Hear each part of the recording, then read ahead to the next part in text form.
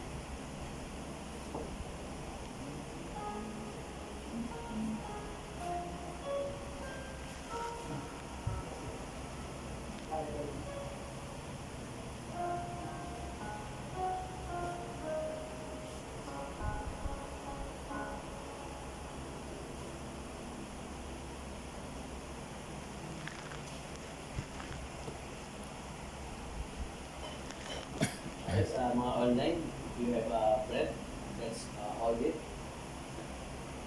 For I have received of the Lord that which also I delivered unto you, that the Lord Jesus the same night, in which he was betrayed, took bread. And when he had given thanks, he brake it and said, take it, this is my body, which is broken for you, this do in remembrance of me. Ating pong kainin.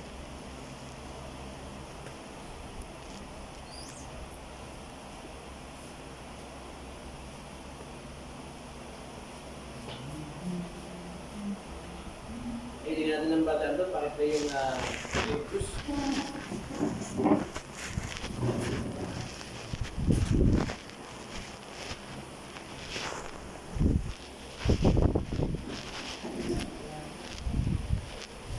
Panginoon, maraming salamat sa paglawan at maraming salamat sa paglawan sa amin na kalakasan, kalagasan ng kapayapaan, Panginoon Diyos mo. Ito yung nagsisimbola ng dugo na tapos sa Kalbaryo at salamat sa mga sa bumalik na nagsasapat at naglilingkod sa iyo. Ito aking dalangin, Panginoon, sa pangalan ni Jesus. Amen. Maraming salamat po.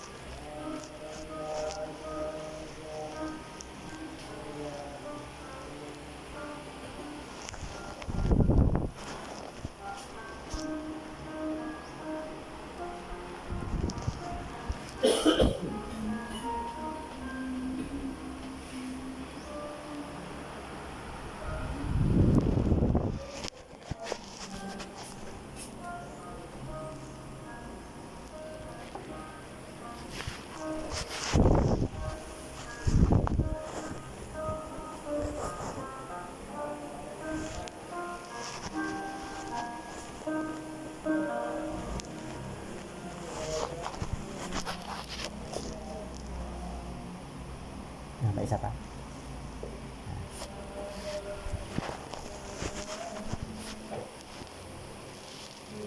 Atin pong hawakan ng grape juice sa ating mga kamay. After the same manner also he took the cup, when he established the New Testament in my blood, is doing as often as you drink it in remembrance of me. Professor, kapag inuulit ka rin, ganyan to yung cups. Tayo ay umawit sa 392. Tama ba? 392. Oh, Jesus, I have promised. 392 ba yan? Masyado.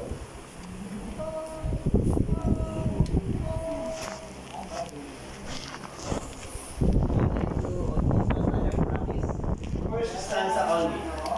390. Oh, Jesus, I am God.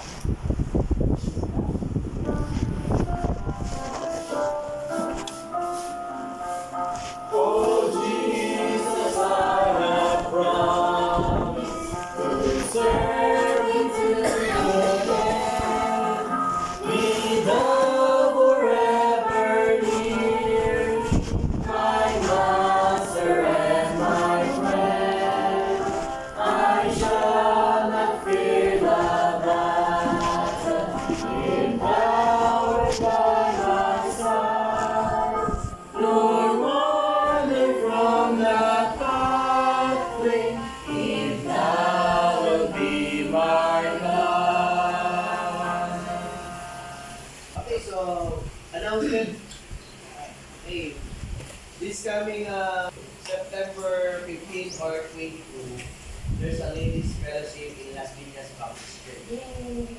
And mag-join na kayo doon ng worship service to fellowship because it's 8 o'clock. And then ang ladies fellowship nyo ay 10 o'clock. No?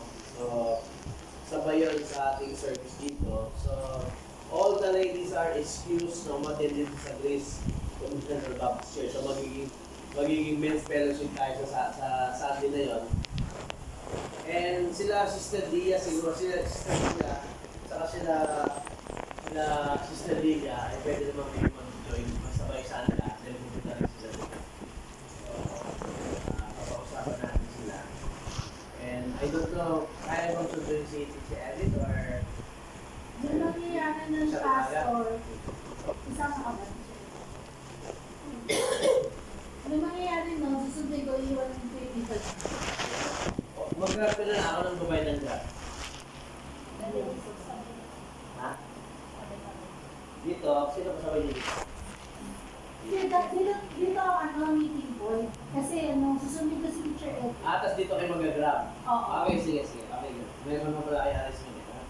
Okay, so sabihin nyo lang yung need nyo para makakapag-provide. So all the ladies, if you want to join, kasi para at least makita nyo man lang yung mga lectures ng Lakinyat.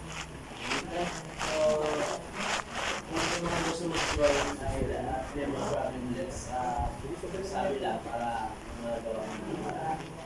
So yun po, wala pang final day, pero i-confirm within this week po, kung September 15 or 22. Parang ganun din po yun. So, bantay lang natin, pero tuloy po yung fellowship sa Las Piñas. Dapat dito din sa church eh. Kaya lang na, hindi nila nalaman na ang oras ng church natin ay ganung oras. Kasi ang service nila ay maaga. Maaga sila nagsa-service eh, alas 8 sila nag-worship service eh. So, kaya nga, may mga times na nag-speak ako doon, nakakapag-filter na ako dito because yung time natin is magkaiba. Okay? Kaya ngayon, ang ladies fellowship ay you can join. Kung sila pwede makarating dito sa amin yun. Sa Dennis, dito na si Dennis. Dito na si Beth. Okay, ito yung mga announcement natin. And ano ba? Okay, so